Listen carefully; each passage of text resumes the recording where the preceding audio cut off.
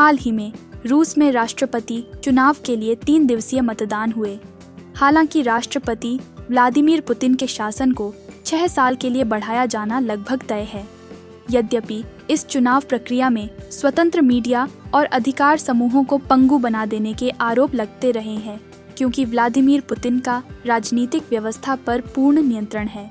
चूंकि यह राष्ट्रपति चुनाव तब हो रहे हैं जब यूक्रेन में मॉस्को का युद्ध अपने तीसरे वर्ष में प्रवेश कर रहा है तथा युद्ध के मैदान में रूस को बढ़त हासिल है।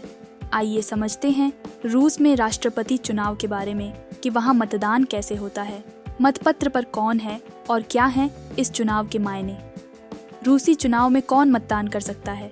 18 वर्ष से अधिक आयु का कोई भी रूसी नागरिक जो आपराधिक दोष सिद्धि पर जेल में नहीं है, मतदान कर सकता है। रूस के केंद्रीय चुनाव आयोग के अनुसार रूस और यूक्रेन के रूसी कब्जे वाले हिस्सों में 112.3 मिलियन पात्र मतदाता हैं और अन्य 1.9 मिलियन पात्र मतदाता विदेश में रहते हैं। रूस के 2018 के राष्ट्रपति चुनाव में मतदान 67% था तथा 2021 के संसदीय चुनाव में मतदान 51.7% था। मतदान प्रक्रिया। विशाल देश में मतदान बड़े पैमाने पर शुक्रवार से शुरू होकर रविवार को समाप्त होगा। रूसी राष्ट्रपति चुनाव में यह पहली बार है कि मतदान 1 के बजाय 3 दिनों तक हुए। रूस ने पहली बार पुतिन द्वारा आयोजित संवैधानिक सुधारों पर 2020 के जनमत संग्रह में बहुदिवसीय मतदान का उपयोग किया ताकि उन्हें 2 और कार्यकालों के लिए चलने की अनुमति मिल सके। यह ऑनलाइन वोटिंग का उपयोग करने वाला पहला राष्ट्रपति चुनाव भी है। यह विकल्प 27 रूसी क्षेत्रों और क्रीमिया में उपलब्ध है, अपितु क्रीमिया वही क्षेत्र है जिसे रूस ने 10 साल पहले अवैध रूप से यूक्रेन से जब्त कर लिया था। मतपत्र पर कौन है?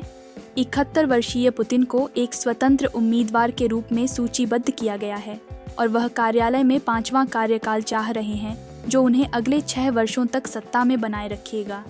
फिर वह 2020 में अपने कार्यकाल की सीमा को रीसेट करने वाले संवैधानिक परिवर्तनों के माध्यम से एक और कार्यकाल के लिए दौड़ने के लिए पात्र होंगे। यद्यपि रूसी संविधान लगातार 2 से अधिक राष्ट्रपति कार्यकालों पर रोक लगाता है, यह पुतिन की शर्तों को रीसेट करता है ताकि 2024 में होने वाला यह उनके लिए नए संविधान के तहत पहला चुनाव होगा। अर्थात जनमत संग्रह के अनुसार रूस के वर्तमान राष्ट्रपति व्लादिमीर पुतिन 2024 में अपना कार्यकाल समाप्त होने के बाद 2 और 6 वर्षीय कार्यकाल यानी 2036 तक के लिए सत्ता में बने रह सकते हैं।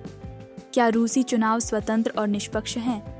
पर्यवेक्षकों को इसकी कम ही उम्मीद है कि चुनाव स्वतंत्र और निष्पक्ष हैं। स्वतंत्र पर्यवेक्षकों ने मतदान को कई दिनों तक बढ़ाने और ऑनलाइन मतदान की अनुमति देने की आलोचना करते हुए कहा है कि इस तरह की रणनीति चुनाव पारदर्शिता में और बाधा डालती है।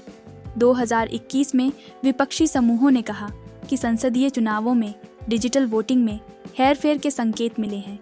कार्यकर्ताओं ने जबरन मतदान जैसी प्रथाओं की सूचना दी। सोशल मीडिया पर वीडियो में मतपेटी में सामान भरा हुआ दिखाया गया था। 2018 के राष्ट्रपति चुनाव में यूरोप में सुरक्षा और सहयोग संगठन के एक अंतर्राष्ट्रीय चुनाव अवलोकन मिशन ने कहा कि वोट में वास्तविक प्रतिस्पर्धा का अभाव था और महत्वपूर्ण आवाज़ों पर लगातार दबाव के कारण मतदान प्रभावित हुआ था। क्या हैं इस चुनाव के मायने? अब्बास गैलियामोव, एक राजनीतिक विश्लेषक जो पुतिन के भाषण लेखक हुआ करते थे, ने मतदान का वर्णन इस प्रकार किया है, जहां बहुविकल्पी को एक सरल द्विभाजित विकल्प से बदल दिया गया है। क्या आप पुतिन के पक्ष में हैं या विपक्ष में? लेकिन मतपत्र पर पुतिन के लिए कोई वास्तविक विकल्प नहीं होने के कारण खंडित और कमजोर विपक्ष चुनाव को असंतोष प्रदर्शित करने के कुछ सीमित अवसर के रूप में देखता है। रूस में भ्रष्टाचार के विरोध में अभियान चलाने वाले एलेक्सी नवेल्नी लंबे वक्त से राष्ट्रपति व्लादिमीर पुतिन के सामने विपक्ष का मुख्य चेहरा बने हुए थे।